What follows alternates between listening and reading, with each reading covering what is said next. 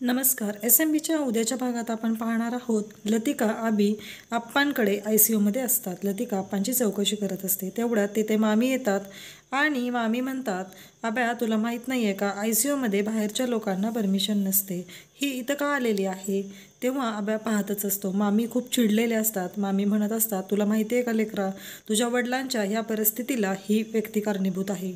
हिच्यामुळं तुझे आज वडील या अवस्थेत आहेत आणि हिच्यामुळे हे सगळं झालेलं आहे. ती इथं का आलेली आहे? आणि मामींना खूप राग आलेला असतो. लतिका शांत हे सर्व पाहत असते. मामी नंतर लतिकाच्या हाताला धरून तिला ICUमध्ये बाहेर ओढत घेऊन येतात आणि म्हणतात, तू इथे थांबायचं नाही, आमच्या जवळपासही फिरकायचं नाही, एवढं लक्षात ठेव.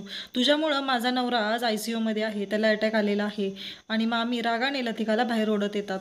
लतिका मामी मामी म्हणत असते. मामी म्हणतात की मामी तुझी मामी मेलेली आहे, तू मला मामी म्हणायचं नाही, माझ्या लेकरांपासून आणि माझ्यापासून लांब राहायचं, चालती हो इथून. आता मामींनी लतिकाला बाहेर काढलेलं आहे.